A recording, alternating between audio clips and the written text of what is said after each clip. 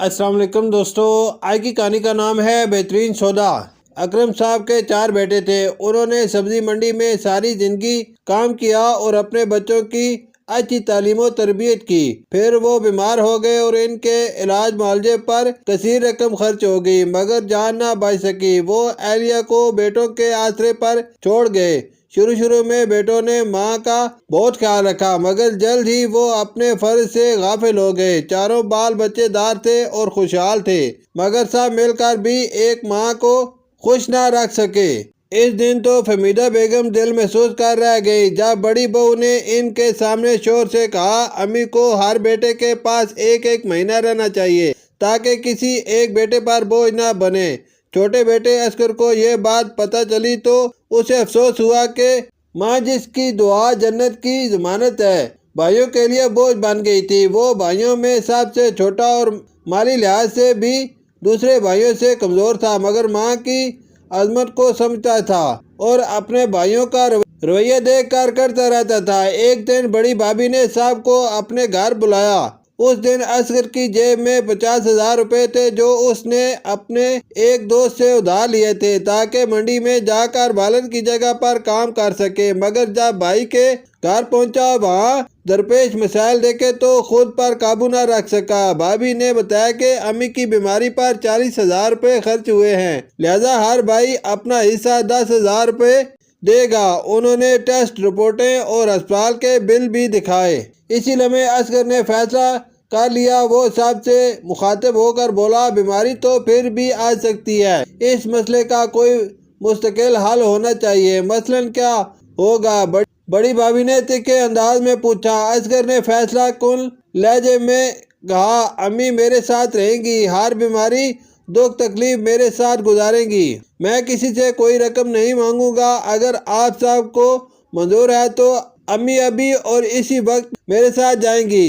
بولیے۔ اصغر کے الفاظ نے ماحول پر سناٹا طاری کر دیا۔ بڑے بھائی نے کچھ کہنے کی کوشش کی تو بھابھی نے ان کو روک دیا اور خود بولی، اصغر تم جذباتی ہو کر ایسا کوئی فیصلہ مت کرو کہ بعد میں پچھتانا پڑے، دیکھتے ہیں کون پچھتاتا ہے۔ یہ کہتے ہوئے اصغر نے جیب سے رقم نکالی، 10,000 روپے الگ کر کے واپس جیب میں رکھے اور 40,000 میز پر رکھتے ہوئے بولا، یہ لیں امی کے علاج کا خرچ اور ان کا سامان باندھ دیں۔ اصغر اپنی ماں کی بے عزتی برداشت نہیں کر سکتا تھا۔ وہ گھر سے کام کے لیے پیسے لے کر نکلا، مگر ماں کی حالت دیکھ کر اس نے اپنی آخرت کا سودا کر لیا تھا۔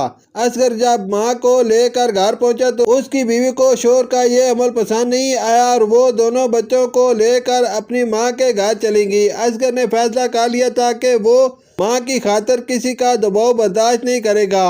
اصغر کے حالات کچھ بہتر نہیں تھے، پھر بھی اس نے ماں کی ذمہ داری قبول کر لی تھی۔ اصغر کے حق میں تو وہ ہر وقت دعا کرتی رہتی۔ اصغر پھلوں اور سبزیوں کی منڈی میں کام کرتا تھا۔ اپنا کام شروع کرنے کے لیے اس نے جو رقم حاصل کی تھی وہ خرچ ہو گئی، مگر اس نے ہمت نہ ہاری اور تھوڑی رقم سے کام کی ابتدا کی تھی اور تھوڑی تھوڑی بچت کرنا شروع کر دی۔ اصغر کی ساس نے پیغام بھیجا کہ وہ بیوی کی شرط پر اسے لے جائے، مگر اصغر نے منع کر دیا اور کہلوایا کہ اسے اچھی بہو بن کر آنا ہے تو آ جائے، ورنہ اس کی مرضی ہے۔ اس طرح بات بگڑ گئی۔ خاندان کے کچھ بڑے بیچ میں پڑے اور اصغر کو سمجھایا کہ ماں چاروں بھائیوں کی ذمہ داری ہے، تمہارا فیصلہ غلط ہے، مگر اصغر نے اپنا فیصلہ بدلنے سے انکار کر دیا۔ دوسری طرف ماں کے گھر سے جانے کے بعد اصغر کے بھائی دفتری اور گھریلو پریشانیوں اور بیماریوں سے مشکلات میں گر گئے۔ اصغر نے جلدی ہی ایک معقول رقم جمع کر لی اور منڈی میں اپنے والد کی جگہ حاصل کر کے اس نے اپنا کام شروع کر دیا۔ آس پاس کے دکاندار دن بھر گاہکوں کو متوجہ کرنے کے لیے آوازیں لگاتے رہتے، مگر اصغر سکون سے بیٹھا رہتا، پھر بھی اس کی دکان پر گاہکوں کا رش رہتا۔ یہ سب اس کی ماں کی دعاؤں اور اللہ کی رضا سے ہو رہا ہے۔ اصغر منڈی سے اتنی رقم کمانے لگا کہ اس کے سارے بھائی مل کر بھی نہ کما پاتے تھے۔ وہ ایک خوشحال تاجر بن گیا۔ جب سرمایہ ریل پیل ہوئی تو بیوی بھی راضی ہو کر گھر آ گئی، اپنی ساس سے معافی مانگی اور ان کی खिदमत करने लगी। असगर मंडी से कमाई गई रकम से लोगों की मदद भी करता और खुले हाथ से खर्च भी करता, मगर इसके पास कोई कमी न होती। फिर एक दिन फहमीदा बेगम बीमार पड़ गई। इनके 2 बेटे शहर से बाहर और एक कंपनी के काम से मुल्क से बाहर था। चंद रोज बाद फहमीदा बेगम चल बसी। बैरून मुल्क बेटे को तो इनका आखिरी दीदार भी नसीब ना हुआ। एक दिन जब पूरा खानदान जमा हुआ तो असगर ने 3 लिफाफे निकाल कर अपने भाइयों के सामने रख दिए। उन्होंने लिफाफे खोले तो वो नोटों से भरे हुए थे। ये क्या है? बड़े भाई ने हैरत से पूछा। असगर ने दुखी दिल के साथ आंखें मलते हुए कहा, ये पैसे अम्मी के पास थे जो मैं इनको अक्सर देता रहता था। ये रकम चूंकि माँ की मलकियत थी, इसलिए ये रकम आप तीनों में तकसीम कर दी है कि ये आपका हक है। वो शायद बज़ाहिर आपसे नाराज हों, मगर उन्होंने आप सब के लिए कभी बददुआ नहीं की। दुआ करें कि आपके बच्चे वो सलूक ना करें जो आपने अपनी माँ के साथ किया है। असगर के अल्फाज सख्त थे। भाइयों की गर्दनें झुकी हुई थी, फिर भी इनकी नजरें लिफाफे में मौजूद भारी नोटों पर थी।